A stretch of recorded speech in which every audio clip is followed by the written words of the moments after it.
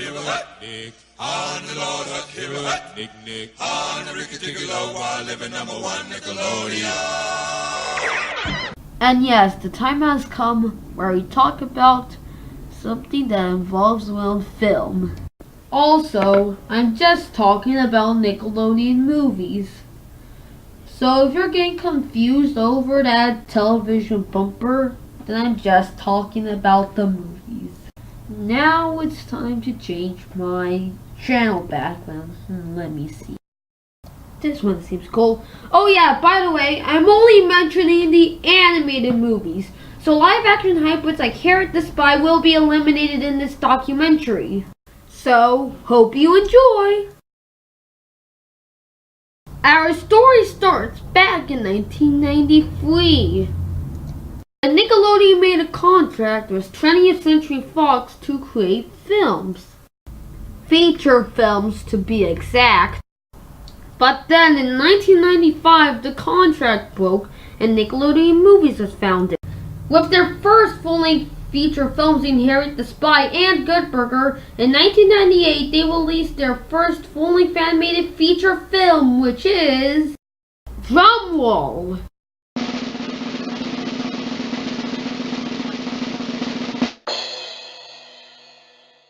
The Rugrats Movie. It's about the Rugrats who get lost by their parents and now they have to find their parents and to put things the way back as they were. There has been surprisingly rumors of a Rugrats movie since 1991 when the TV series began. And back in the 1993 deal with 20th Century Fox, they were supposed to make a Rugrats movie in that time period. Also one about Doug and Ren and Stimpy. There was supposed to be 2 original songs for the Rugrats movie, but then they were cut for I don't know reasons. But the deleted songs can be heard on TV networks like Nickelodeon and CBS. Upon theatrical release in November 20th, 1998, there'd be a cat dog short showing before the movie showed. And how it did? Well, it was a box office success, earning almost $141 million worldwide, becoming the first animated non-Disney film to surpass the 100 million mark. But the critics gave it mixed reviews with a 59% in Rotten Tomatoes with 29 positive reviews against 20 negative reviews. Oh, by the way, Roger Ebert gave the film a 2 out of 4 stars, by the way. But 2 sequels were made, and I'm about to talk about the next Rugrats movie. When the 2000s rolled along, Nickelodeon released the following full-length animated feature film, Rugrats in Paris, the movie. The story is when the Rugrats get threatened by a woman named Coco who is about to marry Chucky's dad. So now it's up to the Rugrats to stop Coco from marrying Chucky's dad.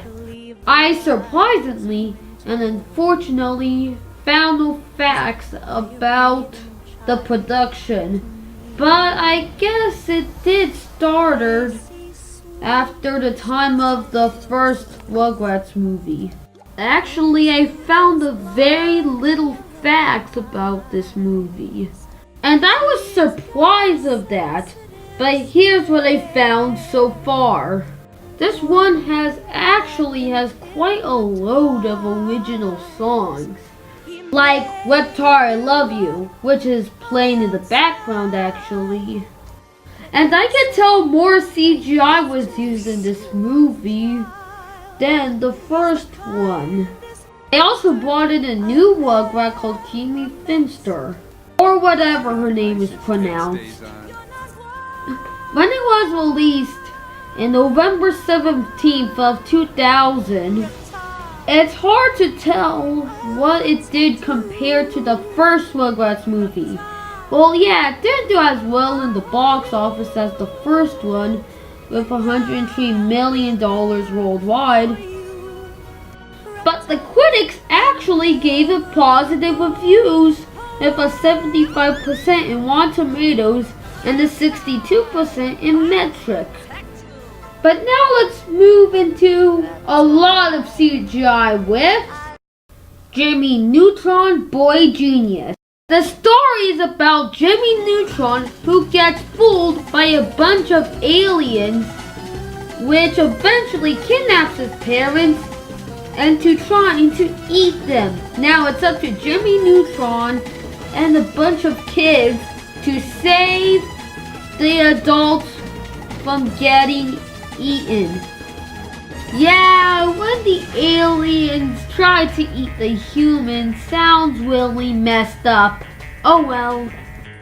And this time, I've actually found a lot of facts about this movie, which I'm actually surprised.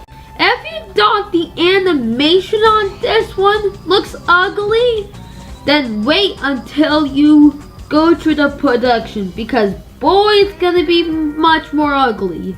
In 1995, the first ever Jimmy Neutron Boy Genius footage was shown, but back then, his name was Johnny Quasar.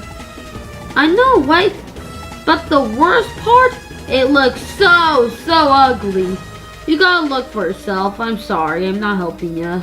But in 1998, there was Runaway Rocket Boy, which still looks ugly, but looks better, like in between Jimmy Neutron Boy Genius and Johnny Quasar testing. Levels of style and looking ugly. Also, between 1999 and 2000, yeah, between those years, there were a bunch of 3-minute shorts. And one of them, which is the 5 parts of Call of All Aliens, was actually the prologue of this movie. Yeah, no, seriously. The animation surprisingly could have been a challenge. Might have. Well, why? Well, besides of taking human animation to a large scale, there is also, well, in at least one scene, goo, fire, explosions, even water. Yeah, I've just seen in one scene. Well, yeah, in one little scene, he saw some water. But the worst part of all, they have to do it on a poor computer software. When it was released in theaters in December of 2001, it did pretty much like the Rugrats movie in Paris. Another $103 million worldwide, and another 75% in Rotten Tomatoes, but a 65% in Metric.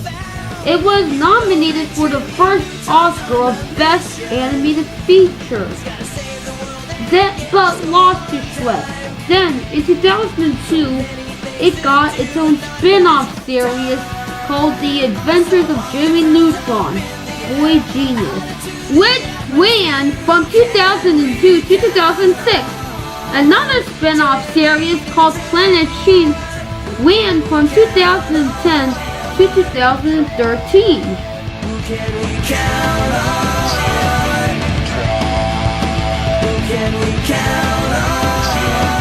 Okay, you can stop the music now. So anyway, to conclude this video, hopefully you learned something new about Nickelodeon and Nickelodeon movies. And I hope to see you next time in part 2. Goodbye!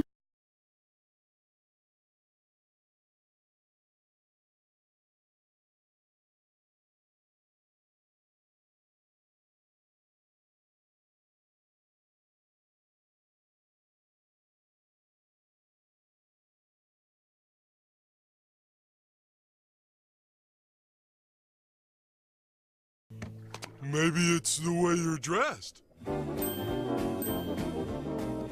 Nah. Maybe it's your voice.